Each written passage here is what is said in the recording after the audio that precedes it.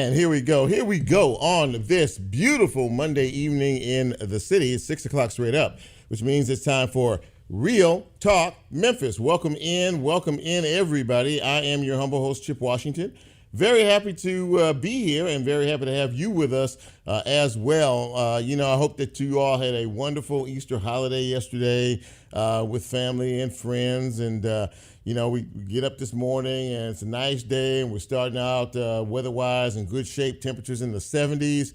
We're going to be in the 70s, mid-70s, maybe even close to 80 by the time Friday gets here. So we hope that you get out and enjoy it. There has been quite a bit of news, and one particular story has dominated all of the national news outlets ever since last Thursday when we saw two legislators expelled from the Tennessee State House. More on that in just a minute. But before we get moving here, for all of you who are curious as to finding us and how to get this fine piece of radio broadcasting, well, it's relatively simple.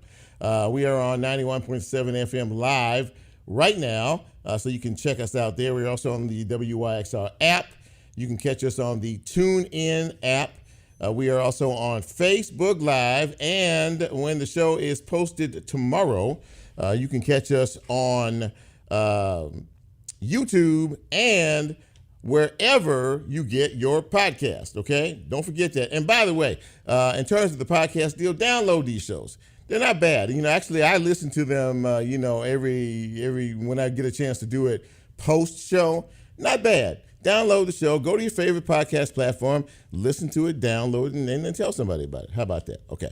So we have a good show for you tonight. We're going to talk about the first half of the show is going to be dedicated to what happened last Thursday, an unprecedented move that the Tennessee House took by initially having three individuals up for expulsion, but the two of those individuals were actually expelled.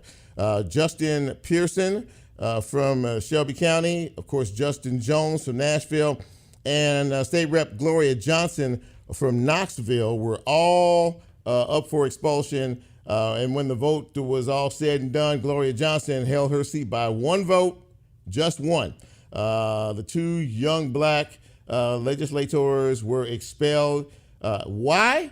Because they wanted to protest along with the protesters who were sick and tired of people getting slaughtered by gun violence. And they want some sort of legislation taken up by those folks using them chairs up there for whatever reason, but not passing meaningful gun legislation. As they were making their case, their mics were turned off. Maybe because of the way they were approaching, maybe because of the way they were speaking, but no one could hear them.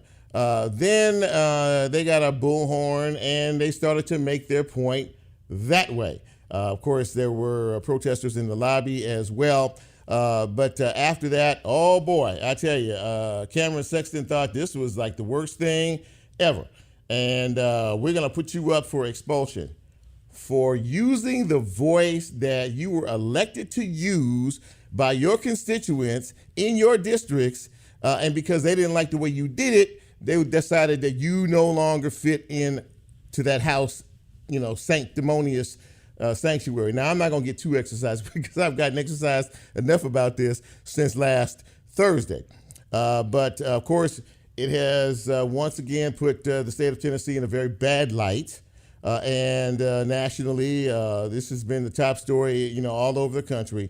Well, let's just fast forward to what happens after you get expelled. Well, there's an opportunity for your local municipality to, by vote, have you reinstated. So in Nashville this afternoon, their Metro City Council met about 4:30, and by about 4:40 or 4:45, Justin Jones was sent back to the State House. I guess there's like 40 members of that legislative committee up there, the Metro City Council, and 36 out of 40 said, go back across the street or wherever it was and resume your seat. So Justin Jones is back. So now we have to wait and see what happens with Justin J. Pearson.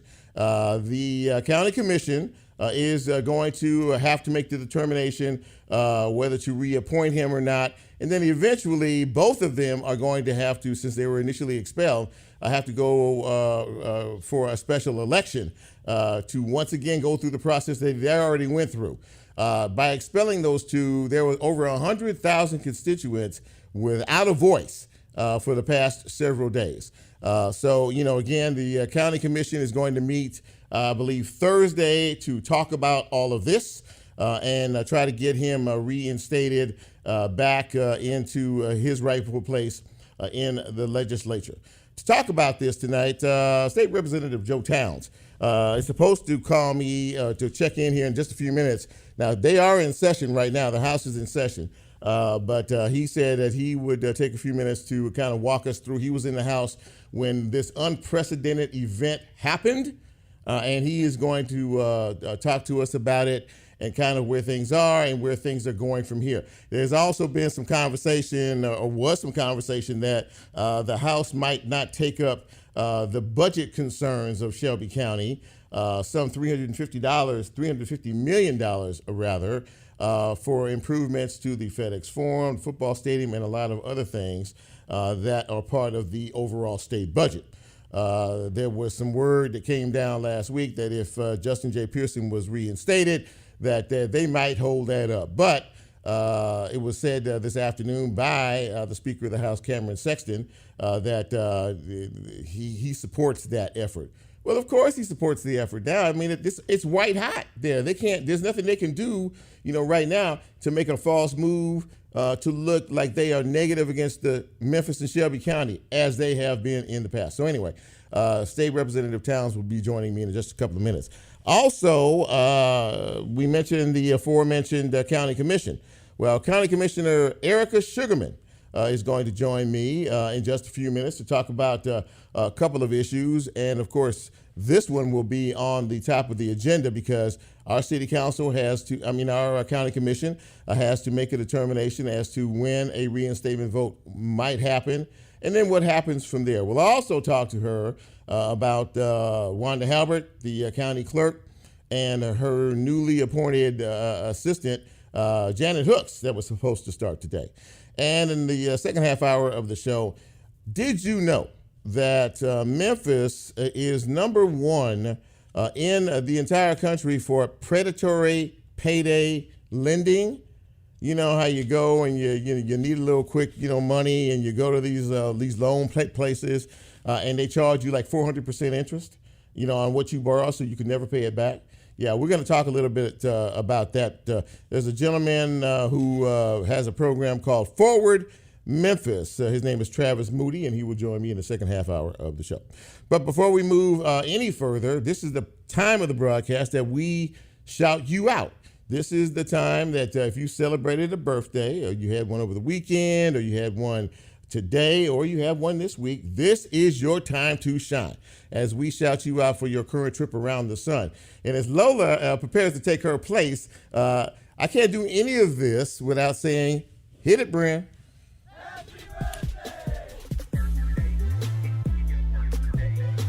All right.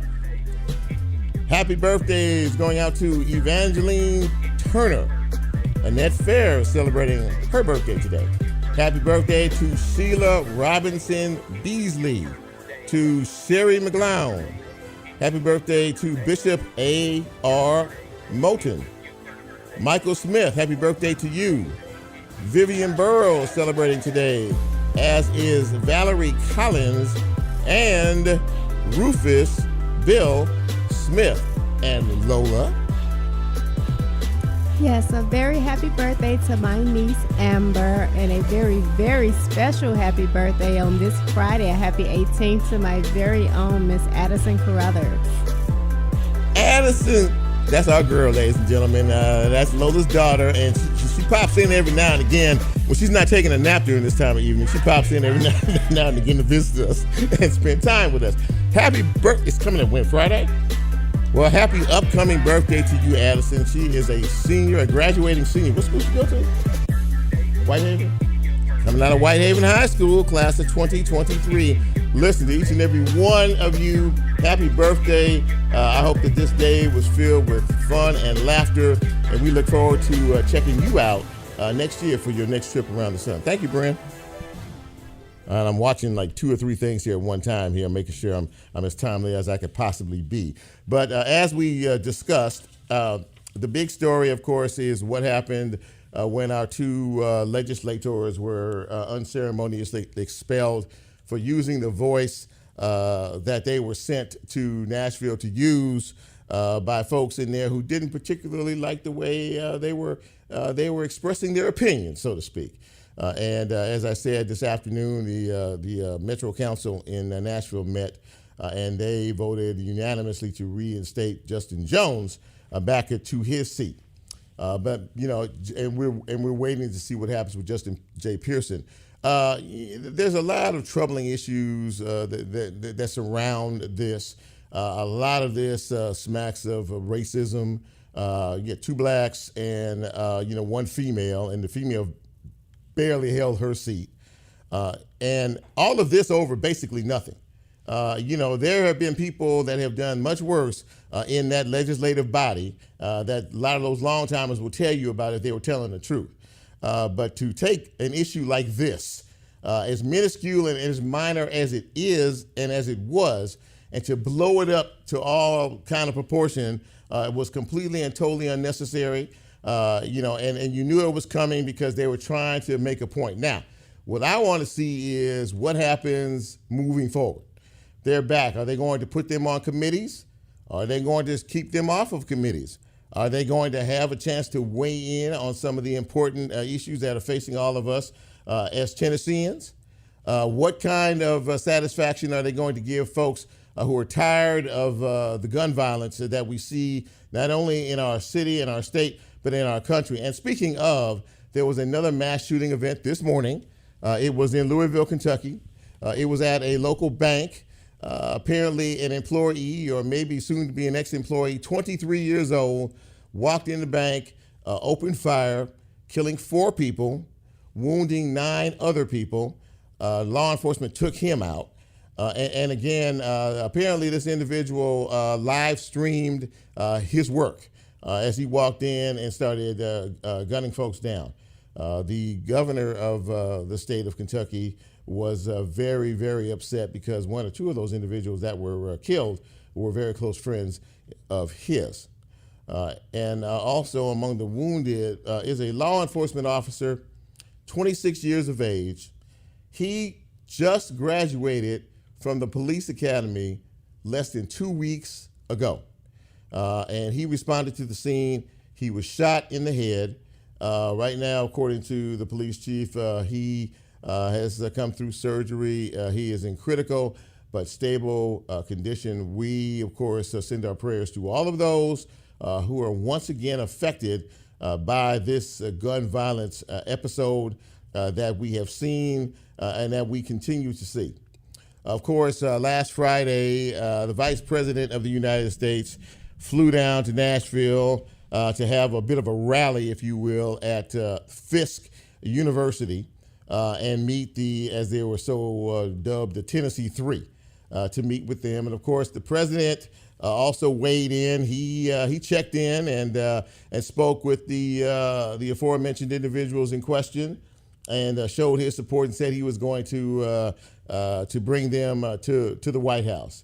Now, of course, this is all well and good, and this is all fine. It's a sad commentary that it takes this type of a demonstration by folks who clearly have power issues up in Nashville to get this type of attention. But let's keep a very close watch on this because just because they're back or they may be back, we don't know how they're going to be treated when they come back, or how they're going to respond to various challenges that may come their way. Many people liken Justin J. Pearson and Justin Johnson as I'm Justin Jones, excuse me, as sort of like Martin Luther King, Malcolm X, kind of in their approach. Of course, Justin J. Pearson, he wears his hair in an afro, And he comes across as kind of a militant guy, but he's very, very smart. He's very intelligent. He's very when he speaks, he just has a certain tone and a resonance and a passion to him. He's been on this show at least twice, maybe 3 times. And as I remember correctly, the last time he was on this show, that was when he announced that he was running for the late Barbara Cooper's seat in District 86. And of course, he won that going away. Anyway, that is kind of where we are with that. I do have, one issue in terms of the exposure of this event. It has taken on its own national voice and national relevance, and it's been all over, all of the national news platforms, all of the network newscasts and everything like that. I have been trying to get a hold of these individuals, particularly Justin Pearson, for the past several days. I know it's been pretty busy, but all I can say is to the folks who are handling these individuals in their media and things like that, let us not forget about the home team.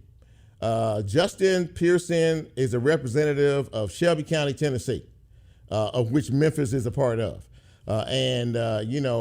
They should be made available to those of us locally, who might want to hear about what his concerns are and how he's feeling about things.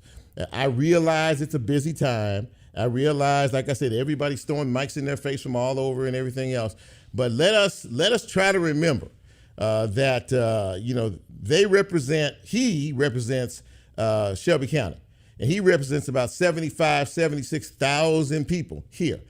So it would be nice if some of the local media in town was able to grab him for a few minutes as well. Now look, this this is me. All right, I have to say what I think, because it's important. I mean, he represents this community. So this community should have, a first opportunity to be able to have a chance to really sit down and talk with him instead of talking with other people who were around him or surrounding him, or like who were in the Capitol that day when all this went on, which their voice is important, but his voice is the most important.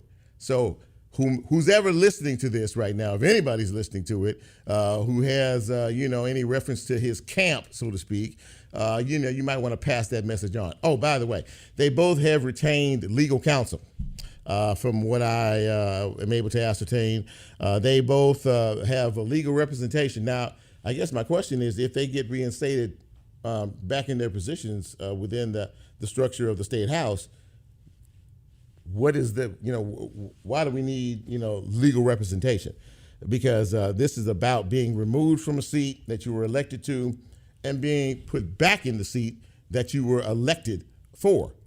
So anyway, I don't know everything, and I'll just have to kind of sit back and wait and see how all of this breaks down. So I talked about the terrible incident in Louisville, Kentucky today.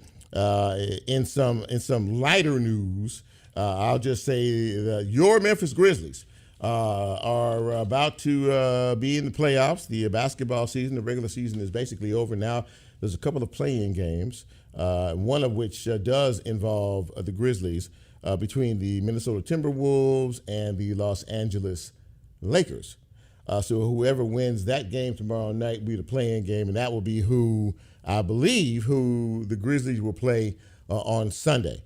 If you remember last year, they played the Minnesota Timberwolves, and that was a very contentious series that the Grizzlies ended up winning. So we shall see what happens with these play-in games, and finally see the Grizzlies have about a week off to rest up, and I believe their first game in the playoff series is Sunday. So just as I sort of kind of thought, I don't know if Joe is going to be with me or not tonight because of the busyness of the house. So what I'm going to do, Brent, is we're going to take a commercial break. We're going to commercial break, and we're going to wait and see if Joe does check in, and if he doesn't, we will carry on this fine piece of radio broadcasting on this beautiful Monday evening. I am Chip. This is Real Talk Memphis. You know who you are. We'll take a quick break, and we'll be right back.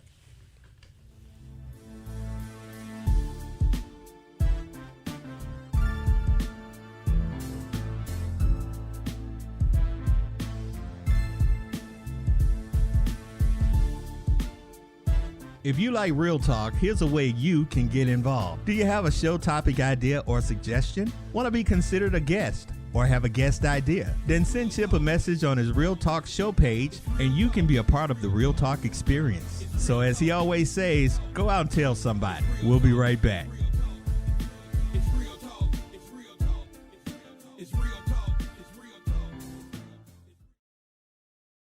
WYXR is supported by the Orpheum Theater Group, presenting summer camps. Whether your child loves the spotlight or thrives in camaraderie and creativity that theater provides, the Orpheum has a way for them to shine this summer. Orpheum summer camps include Arts Explore, Camp Collaborate, Story Lab, and more for grades 3 through 12 and recent high school graduates. More information at orpheum-memphis.com/camps.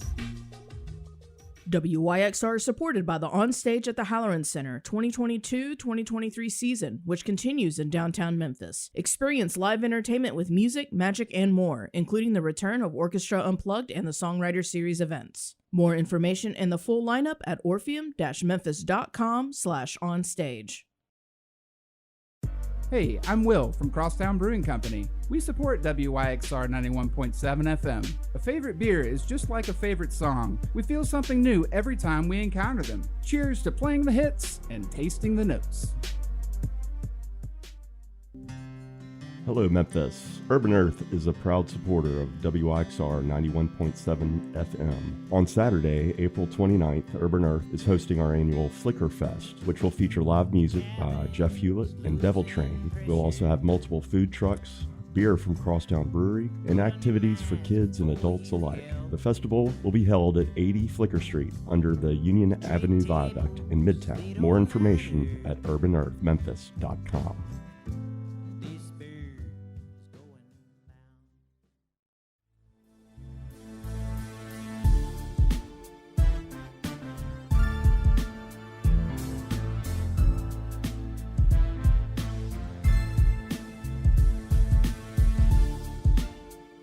Get Real Talk on the TuneIn mobile app under WYXR, and he's now streaming live on Facebook. And you can also catch a rebroadcast on YouTube. Just put WYXR in the search box and hit subscribe. Now back to more Real Talk with Chip Washington.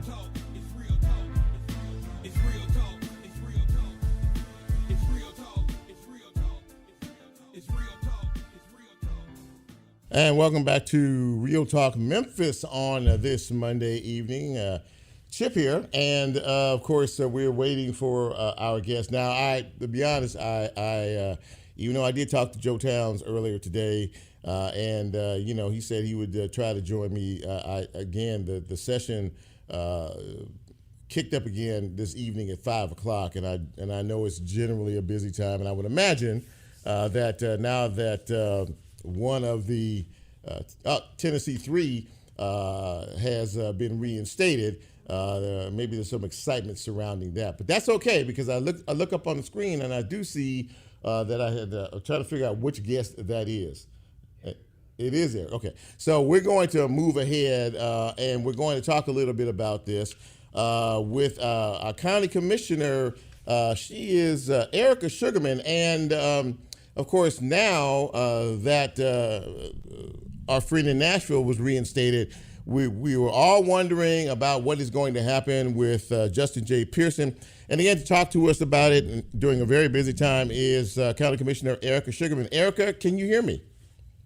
Yes, I can. Can you hear me? I hear you. I got you great. Look, it's great to see you again, and thanks for coming on the show. There's a lot to talk about, but I guess first things first, what was your initial reaction when you found out what the State House did to our elected officials last Thursday? I was not surprised. They're bullies. This is saying that they're bullies. They've been bullying Shelby County as well as Davidson County for years. As soon as, for example, we passed the ordinance for reparations before the ink could even dry, they passed a law stating we could not use state money for the reparations. And so they're watching us. And so, again, I'm not surprised how brazen they are. And it's going to get worse because they can do it. They're not going to do the right thing. And so we have to hold them accountable. And that just goes to show you the people, voters, have to vote. We have to vote. We cannot be afraid. We got to stand. We've got to stand and fight for what's right.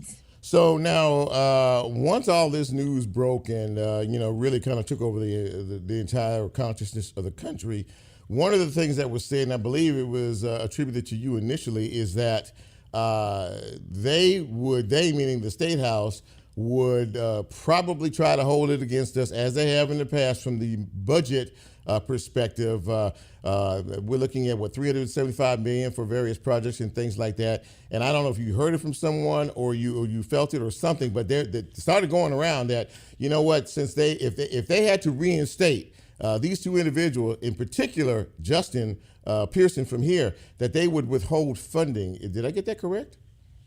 Correct. And the project they're talking about is FedEx Forum. It's $350 million for to renovating FedEx Forum. And so this initiative was established by Mayor Strickland, and he was the one that was calling the chair, trying to have conversations about what they're going to do, rather than sticking up for Memphians and saying, look, we have a deal. You said you're going to give us $350 million for renovations. Mm-hmm. Not only that, they also promised between $350 to $500 million for Regional 1. We have to replace Regional 1. It is a #1 trauma center. Also, the fact that 55 counties out of the 95 used Regional 1. And so the conversations we would have with lawmakers prior to Pearson was, look, we're going to give you all the $350 million for FedEx Forum. Then next year, we'll give you additional money, $350 to $500 million for Regional 1. Now, having said that, we're watching the budget, because if they do, we're going to come back. And we're going to come back even stronger, because they keep taking money away. They don't give us money. For example, I'll give you another example. Mm-hmm. We went to D.C. and we wanted money for broadband. And so the legislators that we spoke with, Kustoff's office, Corn's office, all these different, legislators at the federal level we spoke with. Mm-hmm. And they said, we're going to give Tennessee $1.4 billion for broadband. Guess how much they're giving Davidson County and Shelby County? How much? 0. Wow. So we all know, any of us who've been around here for a while, that there is no love lost between the folks up at the State House and Memphis and Shelby County. I mean, this has happened before. $250 million or whatever it was for the bicentennial back in 2018. They, for something that happened that went against their will, they withheld that money. So they can clearly do this, and you all are cautiously optimistic in terms of, depending on what happens with Justin Pearson, that we won't see a repeat of this?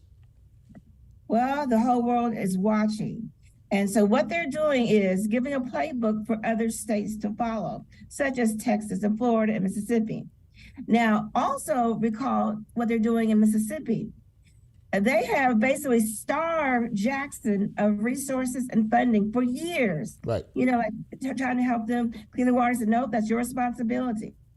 Then they turn around and say, look, we're going to take you guys over because you don't know how to manage the resources. Right. That's the same type of playbook they're trying to play here, starving us of the resources so they can reach and grab the county seats, the city seats, the clerk seats. We know what they're doing, but now that we have a spotlight on what they're doing, they're trying to, bow down and take cover. Yeah. Having said that, this all goes back to gerrymandering.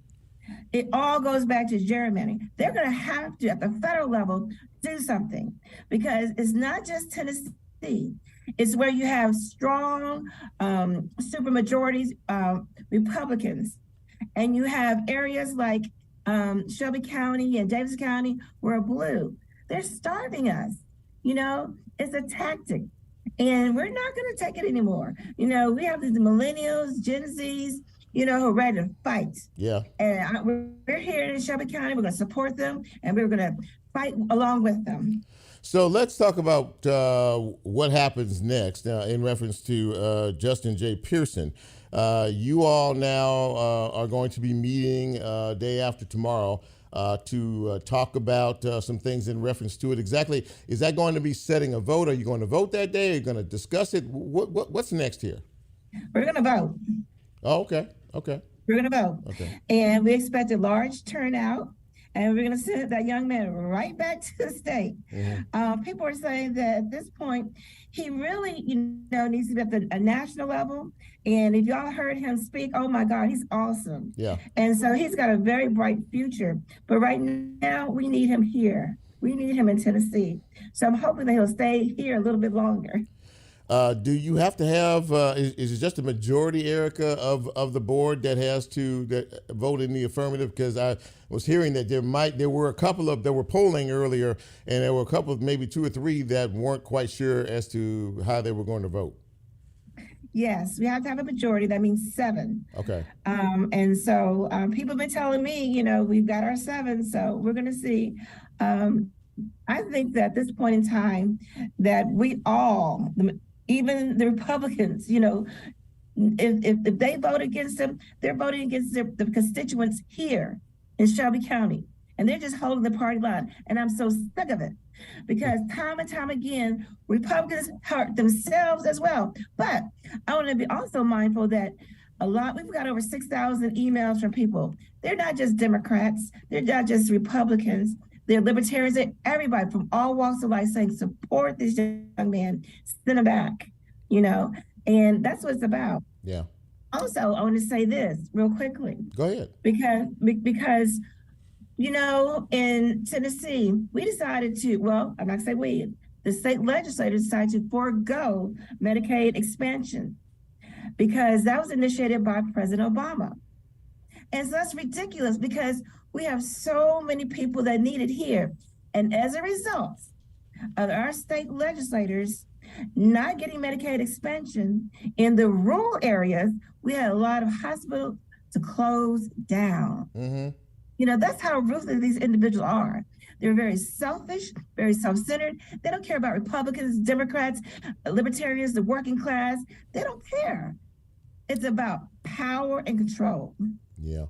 I want to shift gears for a minute and talk about a couple of other issues, if I might. One of the biggest is the Shelby County Clerk's Office. And Wanda Halbert, now you all have voted to assign her a special assistant to try to kind of oversee things and maybe help out in some areas that would improve the customer relations aspect of all of this. You've been very outspoken about, this is taking way too long. So what was the thinking behind, having Janet Hooks, be a part of this office? And what are you looking to see with all of this? Okay, so her role is a special advisor to Clerk Halbert, mm-hmm. so that she can go ahead and open up Riverdale, to find a location for Poplar Highland, to open up a place in Germantown and Whitehaven, places where they have been closed under her watch, to get these lines down so there are no lines. And so we've given her 90 days starting today, because Janet Hooks starts today. Okay. So to be fair to both of them, they have 90 days. So July 10th, if all these things haven't happened, then the commissioners have to reassess the whole situation. What does that mean when you say we have to reassess now? Because from what I'm to understand, because she is an elected official, it's going to be very difficult to try to remove her, as one of your colleagues has suggested, and as has been suggested by other people. Well, there's some colleagues who are grumbling about having the voters decide. In other words, to have a referendum on the October 5th asking for a recall. And a recall is a special election. And then it's only the voters that can take her out, not the commissioners. We can give her the support and everything that she needs. but she's got to also step up to the plate. And we're very hopeful that is what's going to happen, so that the commissioners who are rumbling about doing that will just go ahead and say, well, she's doing what we asked her to do, so, that's fine. So as we're in budget season now, and I know that you all are pretty busy, about to get busier. What are some of the issues or concerns or other things that you're looking for as this year moves on? Projects and other things that you want to see handled in this particular session? Well, housing, that's a huge issue. In Shelby County, for the past year or two, there have been 28,000 evictions. In Shelby County schools, there are 2,500 students who are considered homeless, but been identified as being homeless. Oh, wow. Yeah, and so that's a huge issue. And there's a correlation between poverty and crime. So we've got to work on the housing issue. People cannot afford their rents. They're doubling up with family members. Some people are going to shelters, apartments, living in cars. We're in a housing crisis here in Shelby County. And so those are some of the things that we're going to be looking at in our particular districts, as well as crime. In my particular district, I'm focusing on homelessness, as well as job creation, small businesses, economic development, things of that nature. Also, infrastructure. We have some really bad roads in District 12. So those are some of the things that I'm looking at, as well as some of the other commissioners, crime and housing.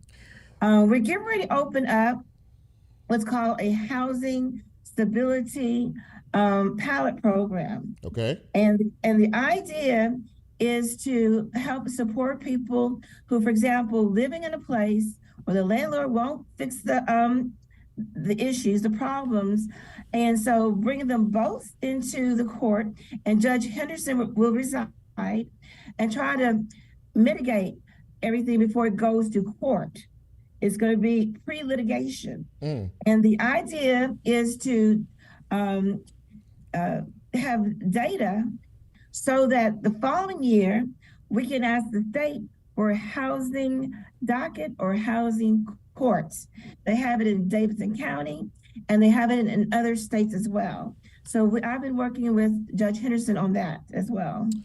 This sounds like there's a lot of work to do, and there's a lot of challenges that we need to take care of. But Erika Sugarmon, County Commissioner Erika Sugarmon, thank you so much for taking time. I know you're busy, and we look forward to seeing what Wednesday brings and even beyond that. Thank you for your time this evening. I appreciate it. And thank you so much. All right. Anytime. Take care. Talk to you soon. So you got a good, if you were listening, you got a good read on exactly what is happening. Erika said that on Wednesday, they are looking to vote. They are looking to vote to return Justin J. Pearson back to his seat, back to his place in the State House in Nashville. That should happen sometime Monday. They need on Wednesday, rather, excuse me. They need a majority, which is 7 votes. She feels like they have the 7 votes. So we look forward to seeing how all that unfolds as well. So very happy to have her with us. And before I go to a break, I always want to acknowledge the folks who are watching. This Facebook Live deal is starting to become, rather popular, and I really appreciate you all. I see Michael Harris, Marcella Dickerson, Sarah Gum. Hey, Sarah. My brother Michael Washington is checking in from Los Angeles, California. Also, Big Drill, Mandrill McLaughlin is checking us out as well. Let's see who else is there. Well, I had to reset this thing, but Tracy Shaw, I see you as well, my friend. GKP, I see you, my friend. So listen, thank you all so much for taking the time to support the show, watch the show, check in on the show. We're going to take our final break of the hour, and when we come back, we're going to talk about those doggone pesky predatory payday lenders. This is Real Talk Memphis. I'm Chip. We'll be right back.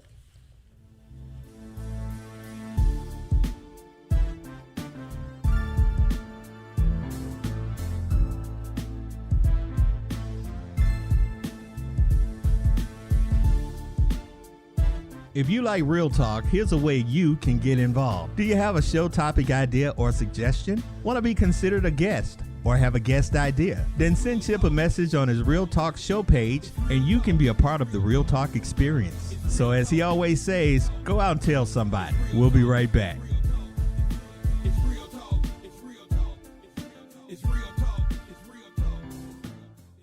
At WYXR, we are committed to uplifting local organizations and businesses who are making an impact in Memphis. If you are looking for ways to spread the word about your business on air and want to support WYXR at the same time, email us at sponsorships@wyxr.org. WYXR is supported by Shell Days Music Festival, presented by Mempho, April 21st and 22nd at Overton Park Shell. Shell Days will feature 2 days of music with Trampled by Turtles, Southern Avenue, Leftover Salmon, Neil Francis, Paul Thorne, and Bailey Bigger. More information at memphopresents.com. You're listening. But are you in the know? The WYXR weekly newsletter is the best source for keeping up with events at WYXR, whether they are happening on our airwaves, behind the scenes, or out in the community. Log on to newsletter.wyxr.org to sign up for our mailing list and keep yourself in the loop. Can't find your radio? Maybe you're out of town and missing that Memphis feeling? WYXR can go with you wherever you travel with our mobile app for Android and Apple. Listen live or explore our archive and keep up to date with notifications. Download in your mobile app store by searching WYXR Radio app or visit wyxr.org for more information.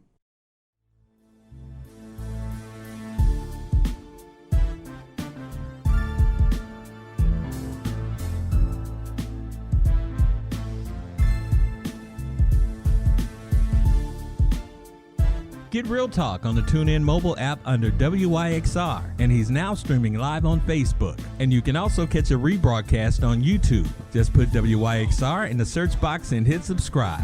Now back to more Real Talk with Chip Washington.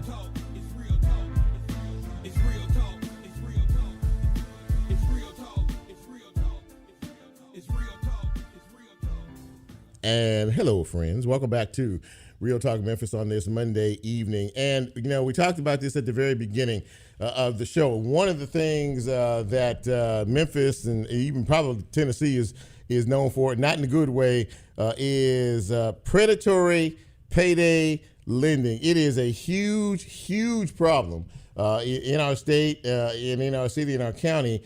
You know, these places that charge you, you know, for, giving you some money in advance and things. And I'm to understand up to some of them charge you up to more than 400% interest on penny loans. And so I just had to have this conversation with my next guest. He is Travis Moody. And Travis is the founder, president and CEO of Forward Memphis, and he is here to help you if you fall into that category. Travis, welcome to Real Talk. It's good to have you. Thanks, Chip. I appreciate you having me on. So kind of lay all this out for us, if you will, in the beginning, kind of a good definition of what this predatory payday lending situation is and why you decided it was important enough to start Forward Memphis.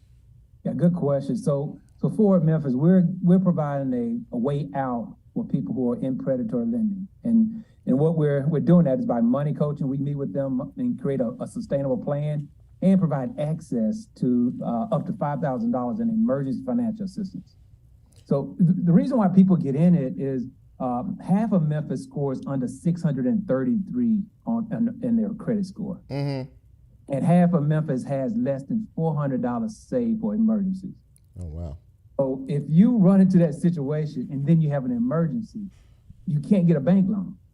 And so you're forced into these predatory loans that are charging up to 459% interest. And there's no regulation. Clearly, there's no regulation on this. They can charge as much as they want in terms of interest? No, the regulation in the state of Tennessee is they can't, the limit is 459%. Good. So they go up as high as they can, as close to that number as possible. Because typically a credit card, you're only paying 25, 26% at the most. Mm-hmm. This is far worse than a credit card.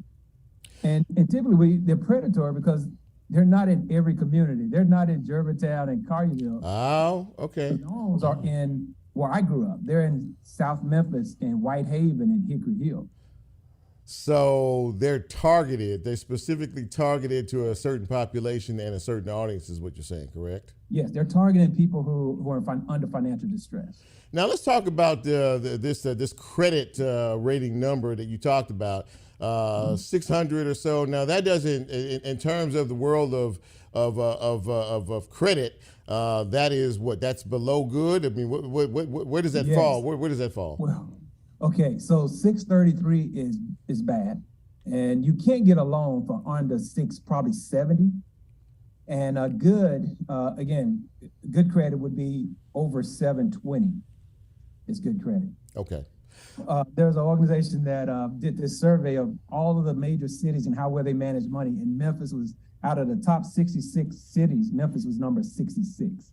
So we're not faring well when it comes to how we manage money. So talk to me a little bit about Forward Memphis. How long have you all been in existence? And really, I like the fact that I saw your video, and I like the fact that you're really in business to help folks get their financial footing, get on a good track in moving forward. But tell me a little bit about the origin of your organization there. Yeah. So, I'm originally from Memphis. This is my hometown. I'm a proud graduate of Hamilton High School here in Memphis. All right. But I spent most of my career in the corporate world outside of Memphis. I went to college at Georgia Tech, became an engineer, worked in the corporate world, did an MBA at Duke, and so I spent most of my time in the corporate world.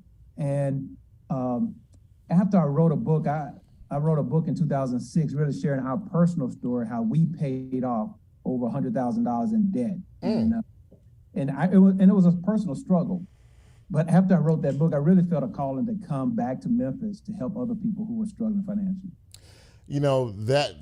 So when people look you up or find out about you or talk to you, you're coming to them from a very genuine place. This is not something that you just kind of just dropped out of the sky. You lived this. You went through this struggle. You went through this financial issue, and you built yourself back up. How important is that to the success of what you're trying to do today? Well, it helps me to understand where people are coming from and why people make some of the decisions that they make. Mm-hmm. So when I came back here after I wrote that first book, and I left the corporate world and really just been serving through churches, nonprofits. I serve at the Life Church, and then started helping other churches, and really decided to, as I go into, especially when I go into a Black church, a church in the Black community, mm-hmm. Those churches are surrounded by these predatory loans. I don't see it when I go into a church in Collierville. And so I really just felt, man, we need to do something to help our people.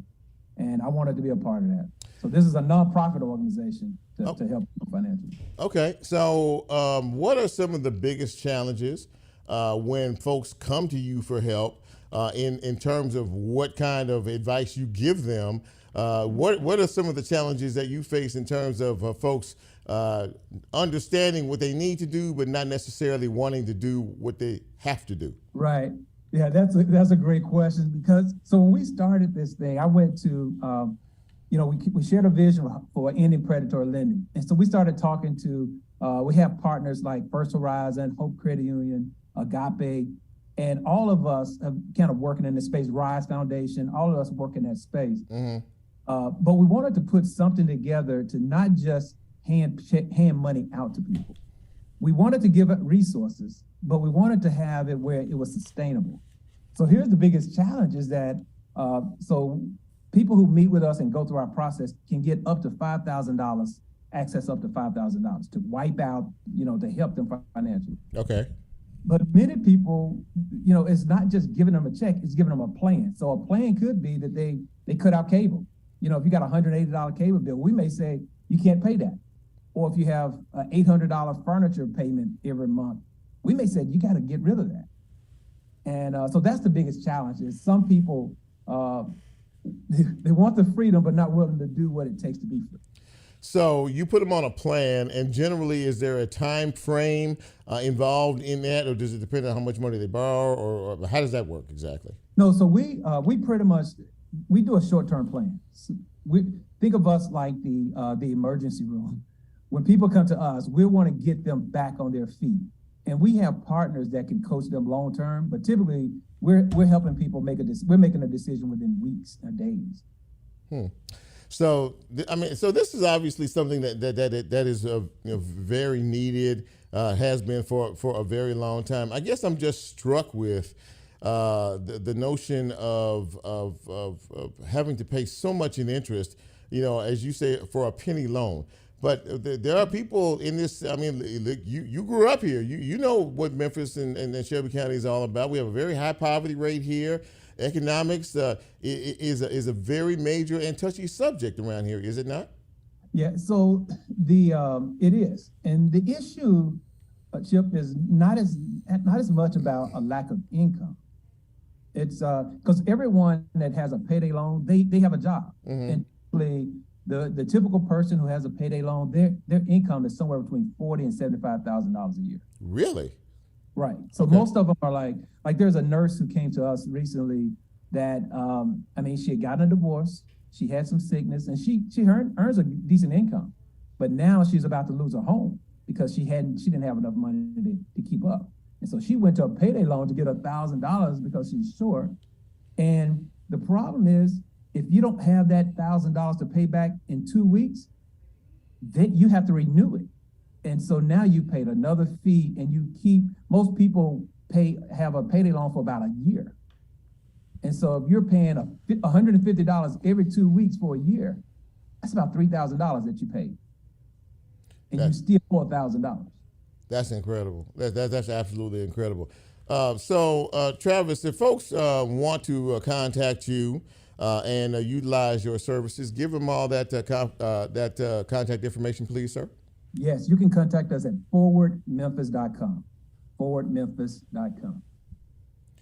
Well, listen, you have provided us with some. This is eye-opening information. In terms of this, not to a lot of people who are out there struggling and trying to make ends meet and the whole thing, but it's nice to know that there is an organization like yours that is here to truly help people.